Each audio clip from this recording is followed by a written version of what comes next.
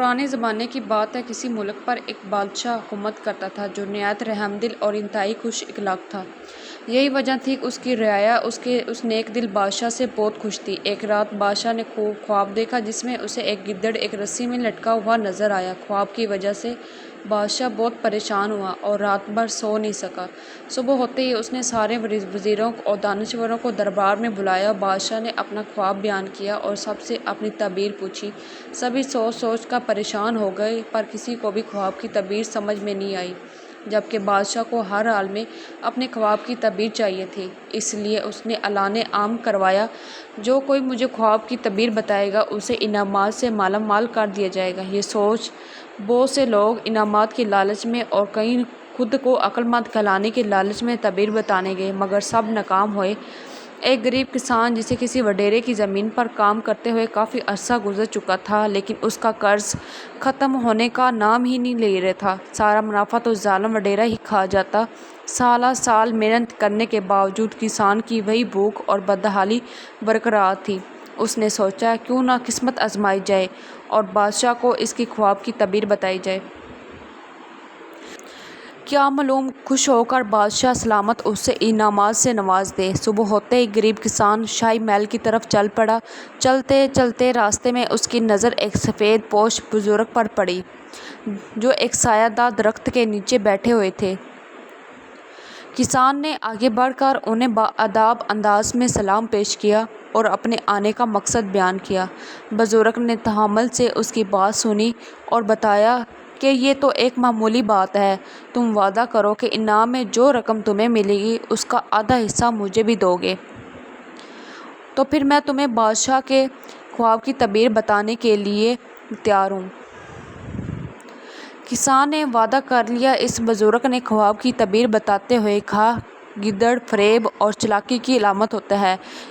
اس کا رسی پر لٹکنا اس بات کو ظاہر کرتا ہے کہ ملک میں فریب اور دھوکے بازی بڑھتی ہی جا رہی ہے، اس لیے بادشاہ کو ہوشیار ہو کر رہنا پڑے گا۔ کسان سیدھا بادشاہ سلامت کے دربار میں آیا اور اسے خواب کی تعبیر بتائی۔ بادشاہ کو خواب کی تعبیر پسند آئی اور خوش ہو کر کسان کو مالا مال کر دیا۔ سارے مال سمیت جب وہ واپس آیا تو اس نے سوچا کیوں نہ میں سارا مال اکیلا ہی ہڑپ کر جاؤں۔ بزرگ کو اگر اس مال کا آدھا حصہ نہیں دیا تو وہ کیا کرے گا؟ یہ سوچتے سوچتے وہ اپنے گھر پہنچ گیا۔ کچھ عرصہ بعد بادشاہ کو خواب میں اپنے اوپر ایک باریک دھاگے سے تلوار لٹکی ہوئی نظر آئی۔ خواب دیکھ کر بادشاہ پھر پریشان ہو گیا۔ آخر اس نے کسان کو قاصد بھیجا کہ وہ بادشاہ کے اس خواب کی تعبیر بتائے۔ کسان یہ بات سن کر پریشان ہو گیا اور مجبور ہو کر دوبارہ سفید پوش بزرگ کے پاس جا کر منت سماجت کر کے خواب کی تعبیر پوچھی۔ بزرگ نے اسے خواب کی تعبیر یوں بتائی کہ تلوار جنگ کی تیاری کی علامت ہے، جس کے لیے بادشاہ کو بھی اچانک حملہ ہو جانے کے لیے تیاری کرنا پڑے گی۔ آخر میں بزرگ نے دوبارہ اپنا آدھا حصہ مانگا۔ کسان نے حامی بھر لی۔ کسان بادشاہ سلامت کے دربار میں پہنچا اور خواب کی تعبیر سنائی، جسے سن کر بادشاہ بہت خوش ہوا اور پہلے کی طرح کسان کو انعامات سے نوازا۔ اس دفعہ وہ جیسے ہی دربار سے لوٹا تو راستے میں انہیں سفید پوش بزرگ کو اپنا منتظر پایا۔ بزرگ نے اس سے اپنا آدھا حصہ مانگا۔ کسان نے آؤ دیکھا نہ تاؤ تلوار نکال کر بزرگ پر وار کر دیا، جس سے بزرگ کا ایک بازو زخمی ہوا، لیکن وہ خاموش رہا، جبکہ کسان کا جو اب لالچی ہو گیا تھا سارا مال اپنے ساتھ لے کر چل دیا۔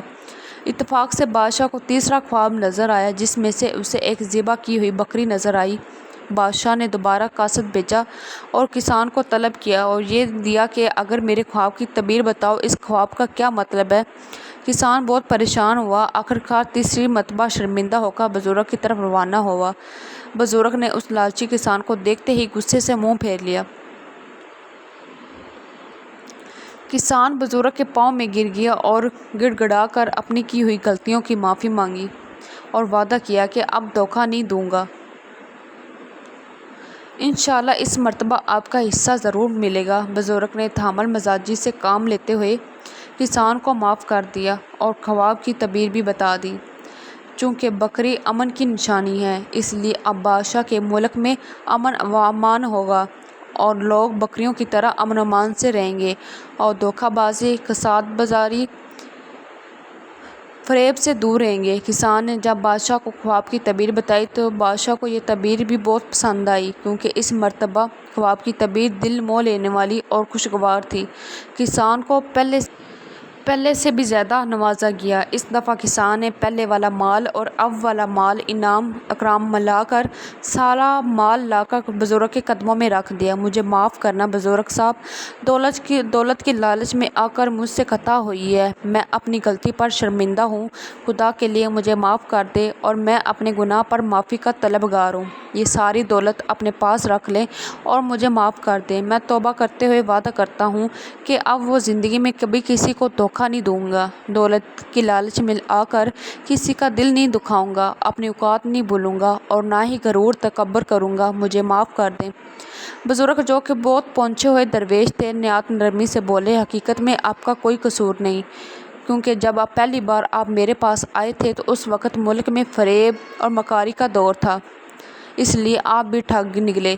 دوسری بار بھی آپ نے میرے اوپر اس لیے حملہ کیا کہ اس وقت سارے ملک میں خون ریزی پھیلی ہوئی تھی، ہر کوئی ایک دوسرے کے خون کا پیاسا تھا، مطلب کہ ملک میں فتنے کا دور تھا۔ اب تو ہر جگہ امن و امان قائم ہے، لوگ ایمانداری اور امن کی زندگی گزار رہے ہیں اور تمہیں بھی تو اس ظلم وڈیرے سے نجات مل گئی ہے، اس لیے تم ایمانداری سے مجھے میرا حصہ دینے چلے آئے ہو۔ بزرگ نے بتایا کہ مجھے اس مال میں کسی چیز کی ضرورت نہیں ہے، ہم اللہ لوگ بندے ہیں، ہمیں تو بس دین کی دولت نصیب ہو جائے، بس وہی اصل دولت اور کامیابی ہے۔ کسان اپنے آنسو پوچھتے ہوئے بزرگ سے مؤدبانہ انداز میں بولا، بزرگ جی میرے لیے کوئی نصیحت فرمائیں۔ بزرگ اپنی جگہ سے اٹھے اور بڑے ہی مؤدبانہ انداز میں کسان کو نصیحت کرتے ہوئے کہنے لگے، اپنے سے بڑوں کا احترام کرنا، چھوٹوں پر شفقت کرنا، درخت لگانا مگر پھل کا انتظار نہیں کرنا، اور اگر ہو سکے تو کوئی درسگاہ ضرور بنانا، پھل کا انتظار نہیں کرنا، اگر ہو سکے تو کوئی درسگاہ ضرور بنانا۔ نصیحت فرما کر سفید پوش بزرگ وہاں سے روانہ ہو گئے۔